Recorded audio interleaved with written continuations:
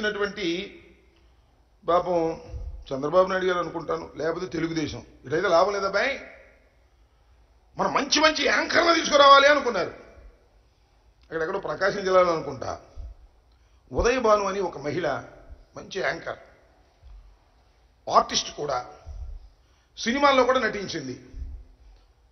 మీ దుంపదేగా political పార్టీకి నారా లోకేష్ గారి పాదయాత్రలో బీసీ సదస్సు పెడితే ఆమెను యాంకర్గా తీసుకొచ్చారు. యాంకర్గా తీసుకొచ్చి ఆమె చేత ఉపన్యాసాలు చెప్పించి ఈయనకేమో కలెక్షన్ నిల్లు, ఆమెను చూడటానికేమో ఫుల్లు, చివరికేమో యువగోళం మీటింగ్ బాగా సక్సెస్ అయిందని ఫోటో వేసుకు రాసుకోవడానికి దిగజారిపోయినటువంటి పరిస్థితులకు నెట్టబడింది. ఒక నారా చంద్రబాబు నాయుడు గారి కుమారుడు, మంత్రి చేసినటువంటి వ్యక్తి, ఆయన పాదయాత్ర చేస్తే జనం లేక సినిమా యాక్టర్లను తెచ్చుకోవాల్సినటువంటి దౌర్భాగ్యమైన పరిస్థితి కల్పించిందనే విషయం నేనేం చెప్పాల్సిన అవసరం లే. ఒకసారి చరిత్ర వెళ్ళి చూస్తే అర్థమవుతుంది. ఎంత దుర్మార్గం అని నాకు అర్థం కాలే. అది సరే, జనం లేరు, మరి రెండు అలశుభం. మరి నేను చాలా సీనియర్ని, భారత రాజకీయాల్లో చక్రం తిప్పినటువంటి వ్యక్తిని, 14 సంవత్సరాలు ముఖ్యమంత్రిగా చేశాను అని చెప్పబడుతున్నటువంటి నారా లోకేష్ గారి నాన్నగారు సాక్ష్యాధారాలతో దొరికిపోయి పాదయాత్ర మధ్యలోనే, యువగళం మధ్యలోనే నంద్యాలలో అరెస్ట్ అయ్యి కాముగా వెళ్ళి జైలుకి వెళ్ళి 53 రోజులు రిమాండ్లో ఉన్నటువంటి సందర్భం. 53 రోజులు యువగళం మోగబోయింది. అసలు యువగళం పెట్టిన ఆయన లొకేషన్ లేకుండా పోయాడు, ఎక్కడికి పోయాడో తెలియదు. యువగళం ఆగిపోయింది, పాదయాత్ర ఆగిపోయింది. ఢిల్లీ వెళ్ళాడు, ఢిల్లీలో కనపడకుండా తిరుగుతున్నాడు. అంత హాస్యాన్ని పండించినటువంటి వ్యక్తిని నేను ఈ మధ్యకాలంలో రాజకీయాల్లో చూడలేదని కూడా ఈ సందర్భంగా నేను మనవి చేస్తున్నా. పోనీ ఆయన తిరిగితే చెప్పులు అరిగినాయి కానీ నాలిక మాత్రం పలచబడలా. నేను ఎక్కడ చూశానండి, బీసీఎస్సీ సోదరులు అనాలి, బీసీఎస్సీ చౌదరులారా అన్నాడు ఆ పెద్ద మనిషి. ఇంత నడిచినా కూడా నాలిక మందం దక్క పోలేదు, ఆ భాష యొక్క తత్వం అట్టా వచ్చింది. అంతే కదా. ఇంకో పెద్ద చిత్రం అండో, మీరు చూశారో లేదో. ఎందుకు దీన్ని నవరస హాస్య కళా చిత్రం అని అంటున్నానంటే, ఎంత హాస్యాన్ని పండించాడంటే, అదేంటి, మేము అధికారంలోకి వస్తే, వచ్చేది లేదు చచ్చేది లేదు, అది వేరే విషయం. మేము అధికారంలోకి వస్తే ఎంతమంది పిల్లలుంటే అంతమందికి 15,000 రూపాయలు చొప్పున ఇస్తాం అన్నాడు. ఆగొచ్చుగా, జనాన్ని అంటున్నాడు. ఒక పిల్లవాడుంటే ఎంత అన్నాడు, 15,000 అన్నారు కింద.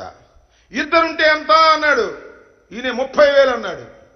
ముగ్గురుంటే ఎంత అన్నాడు కింద, వాళ్ళు 45,000 అంటే ఈయన ముగ్గురుంటే 90,000 అన్నాడు. 3 15 90,000 అని తెలిసినటువంటి ప్రబుద్ధుడు లోకేష్ గారు. ఆయన లోకేష్ గారంట నిన్న విశాఖలో తన యాత్ర ముగించాడట. దానికి అద్భుతమైనటువంటి ఒక సభ జరపాలంట. అది పోలేపల్లి అనే గ్రామంలో జరిపి అద్భుతంగా జరిగింది. మన లోకేష్ పాదయాత్ర యువగణం అద్భుతంగా జరిగింది, తెలుగుదేశం బతికే ఉంది అని చూపించాలని తాపత్రయపడుతున్నారు. ఉదయభాన్ లాంటి వాళ్ళని పట్టుకురావాలని చూశారు. ఇక్కడ ఇద్దరు దొరికారండి యాంకర్లు. వీడు ఉదయభాన్ కన్నా కొద్దిగా కాస్ట్లీ యాంకర్లు. ఒక ఆయన ఏమో బాలకృష్ణ, తెలుసుగా, సినిమా హీరో. బయటకు వస్తే మేసం తిప్పి హాస్యం చేయటంలో ఆయన్ని మించిన వాడు లేదు. ఆయన ఒక యాంకరు. ఆయన యాంకరు, బంధువు కదా, మామగారు.